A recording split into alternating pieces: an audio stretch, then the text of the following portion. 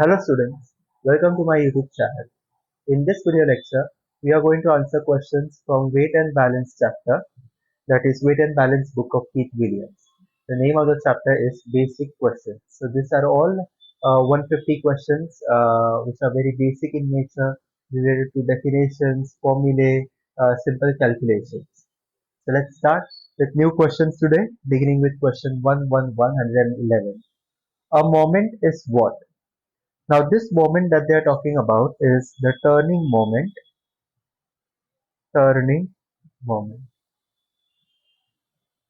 Okay, they are talking about is the turning moment. Now, this turning moment is equal to weight of that object multiplied by the arm distance. Arm distance is the distance between the datum and this object. Okay, so moment is the arm distance multiplied by the weight of that object.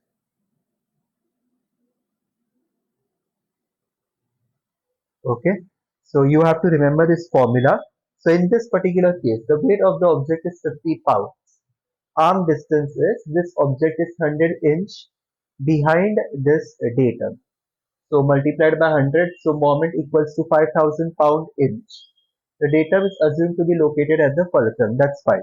So similarly, in your aircraft, we will look as we go ahead that there is a datum in your aircraft, okay, and all center of gravity calculations will be made from this particular datum to that particular object. So the correct answer here is a moment is a mass into distance from its center of gravity, a mass multiplied by the distance from the CG of aircraft, a mass multiplied by the distance from center of gravity to the datum, a mass divided by constant. So option Charlie is the right answer. It is weight multiplied by the arm distance. Now in case of aircraft, this arm distance they are talking about is the distance of the center of gravity.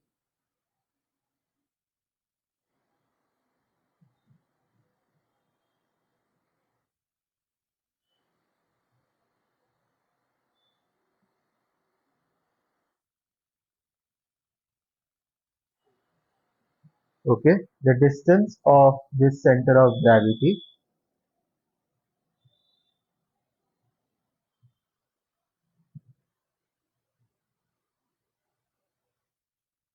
from the data. Okay, so the correct answer here is option Charlie. What is a loading index? A loading index, very important. We use this practically in center of gravity calculations, is a non-dimensional quantity. It's a non-dimensional quantity. Second thing, it is used for simplifying the calculations. It is used for simplifying the calculations. Okay, and what you do is you divide the moment, whatever moment that you calculate using formula weight into arm distance equals to moment. You divide that moment by 100 or 1000 or 10,000, whatever. Okay, so for example here, moment. Now the weight of this nose wheel is 1000 pounds. Arm distance, so it is 25 inch ahead of the datum. This is your datum line, so this nose wheel is ahead of the datum.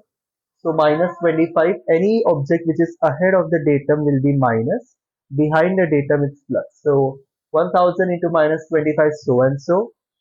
Left main here 2000 into plus 35 plus 7000. Okay, so this left main here is 35 inch behind, so 35 plus 35.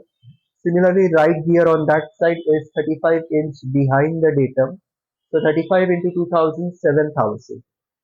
Right, now total mass, this is the total moment. Now you can see center of gravity is total moment divided by total mass. So what is total moment? Total moment here is 11 1 lakh 15,000, right? So 1 lakh 15,000 divided by 5,000 is 23 inch. That means the center of gravity of this particular aircraft is 23 inch behind this datum somewhere here. Okay, that's where the CG is located. Now, now this particular 1,15,000 is still a small value, but you will do calculations in your exams which will have values much bigger than this in terms of millions. Okay, 10 lakhs, 20 lakhs, like that. So in order to simplify the calculation, because whenever the values are great, there are big values, you have to put that those values in your CH3 or your calculator. You may miss a particular digit, or you may misplace some number here and there, and then every all the calculation goes wrong, right? So to simplify our work, what we do is we divide this particular number by 100. Okay, now in this case I will divide this value of 1,15,000 by 1000. So when you divide it by 1000, this moment will become 115. This moment will become 115, right? So this is what you do. This is called loading index. This is called loading index. Okay. So you can divide it by 1000, you can divide it by 100, 10,000, depends on the figure. So what is the loading index? A scale down moment. Yes, scale down means a reduced value used to simplify mass and balance calculations. Yes, so statement second and third are right ones. So you will select that options, that particular option which has this particular two statements in it. What is the volume of 1 US gallon? So 1 US gallon equals to, so what you do is you open your CH3 and convert this unit, US gallon. So here I have written 1 US gallon. Now you have to find the conversion value. 1 US gallon equals to how many liters? So press the convert unit here. It is 0.83 UK gallons. UK gallon is nothing but imperial gallons. 0.83 UK gallon or imperial gallon. Next, again press the convert unit. It is equal to 4 US scots. That's fine, ignore it. 3.79er liter. 3.79er liter. So now here it is 4.5 imperial gallon. Here it is 0.83, 0.45, 0.83, 3.785 and 3.79. So correct answer here is option chart. Okay, so this is how you do it. Disposable load is what? Now disposable load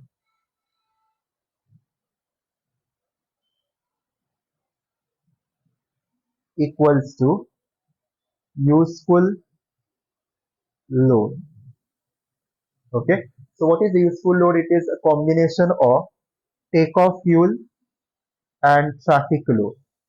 It's a combination of takeoff fuel and traffic load. Okay, so that is your useful load. So dry operating mass plus useful load equals to takeoff mass. Correct? So what will be the useful load? Takeoff mass minus dry operating mass. Takeoff mass minus dry operating mass. So this is wrong. So option Bravo is the right one. Next. The CG of aircraft is determined by whom? Right? So I have explained this in my previous video lectures. Your aircraft, let's say this is your aircraft.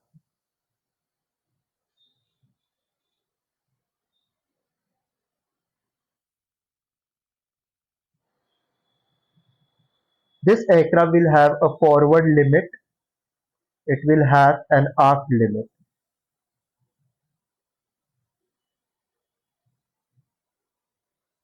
This is the datum of your aircraft, an imaginary plane from where all CG calculations are made. Let's say this is the center of gravity of your aircraft. Okay. Now the manufacturer, it's the responsibility of the manufacturer It's the responsibility of the manufacturer to decide the permissible range within which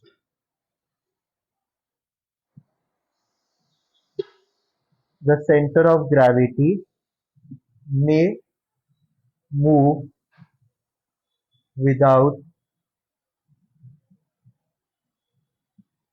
without causing any safety, controllability, or maneuverability issues.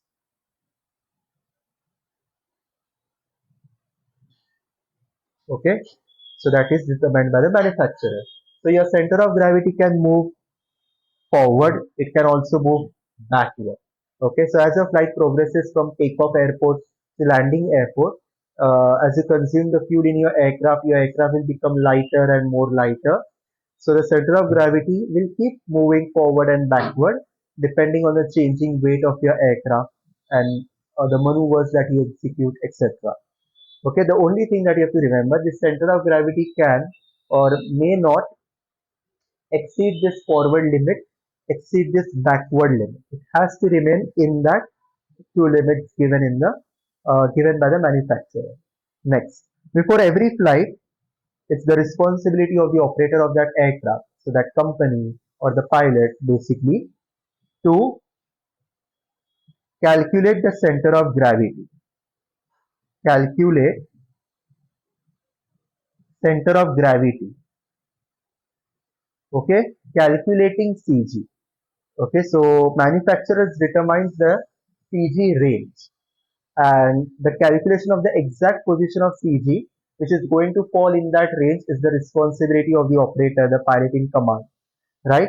Before every flight, you must calculate the CG position and check whether this position is in that limit or outside those limits. If it's outside the limits, you will have to decrease some weight or move that weight to some other position.